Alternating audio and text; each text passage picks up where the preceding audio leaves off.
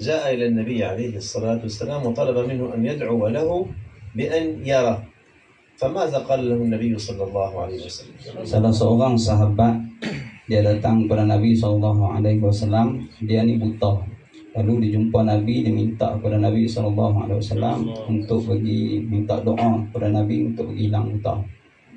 لو أراد النبي صلى الله عليه وسلم أن يمسح على عينيه مثل سيدنا عيسى بسم الله يبصر، وهذه المعجزة سهلة على النبي صلى الله عليه وسلم. Kalau Nabi SAW dia nak sapu kat mata sahabat tersebut dan boleh celik, boleh tengok, yang tu satu perkara yang mudah, ianya merupakan satu mukjizat kepada para nabi-nabi. أيهما أعظم أن الضرير يرى أم أن الذي قلعت عينه يرجعها له ويرى بها؟ الله. أيها أعظم؟ قلع العين، يعني العين قلعت، عين قتادة قلعت صارت خارجا فردها رسول الله عليه الصلاة والسلام وصار قتادة يرى بها أفضل من التي لم تقلع. فهذه المعجزة أشد أعظم من أن يكون إنسان أعمى ويرى، واليوم قد يرى بالعمليات الجراحية وغير ذلك. إذن هذه أعظم. Mana yang lebih hebat apabila seseorang dia terkeluar mata dia lalu Rasulullah bubuh balik, iaitu Sayyidina Qatadah. Rasulullah bubuh balik biji mata tu dan dia lihat, bahkan yang dia lihat mata yang terkeluar yang disentuh oleh Nabi SAW, Rasulullah bubuh balik itu lebih terang lagi daripada mata yang sebelahnya. ماذا لو أن أحدكم في عينيه رمد مريض فجاء شخص فتفل في عينه سيعمى، يكون المشكلة أكبر بالتفل بالبصاق، لكن النبي عليه الصلاة والسلام عندما تفل في عين سيدنا علي شفيت عينه من الرمد في غزوة خيبر. إذن هذه بركة النبي صلى الله عليه وسلم.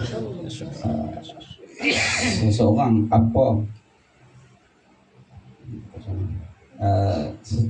jika sekiranya seseorang mata dia masuk habuk ataupun masuk pasiak, lalu ada orang yang dia meludah kat mata orang tu terus jadi buta. Dia cerita Rasulullah kata, Nabi kita SAW dia sapu eliornya kepada mata Nabi SAW, lalu lega mata Nabi SAW, mata Sayyidina Ali radhiyallahu anhu. هذا الأعمى طلب الاستشفاء، طلب أن يدعو له النبي صلى الله عليه وسلم بأن يرى فلم يدعو له. Maka orang buta tadi ni dia minta kepada Nabi SAW supaya Nabi doakan dia supaya dia boleh melihat. Maka Nabi SAW tak doakan untuknya. ولم يدخل في عينيه. Dan Nabi SAW tak meletakkan eliornya ke mata si buta tadi ni. ولم يمسح بيده الشريفة على عينه. Dan Nabi SAW tak sapu matanya dengan tangannya. إنما أعطاه وصفة ليست له فقط بل لكل من لديه مرض يريد الاستشفاء بالنبي صلى الله عليه وسلم. Maka Nabi SAW beri satu cara untuk nak berubat, bukan kepadanya sahaja, bahkan kepada semua umatnya yang hendak menuntut syifa ataupun nak cari jalan lega atau berubat. فعندما تحدث معجزة بيده الشريفة صلى الله عليه وسلم فهي في زمانه، لكن عندما يريد النبي صلى الله عليه وسلم أن تكون معجزة مستمرة فيعلمنا كيف نتوسل إلى الله به.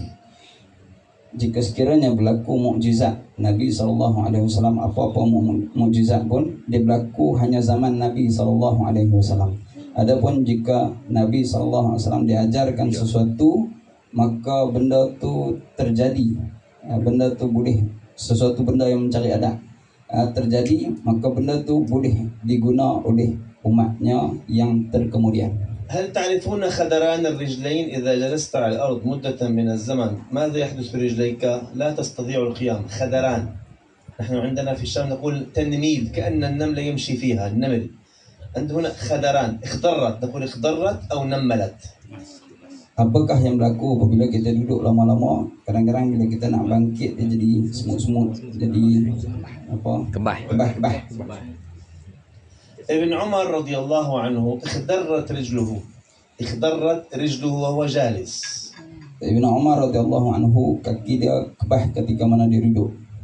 وذلك بعد وفاة النبي عليه الصلاة والسلام. Yang demikian itu setelah wafat Nabi sallallahu alaihi wasallam. فقال له أحد الصحابة الكرام.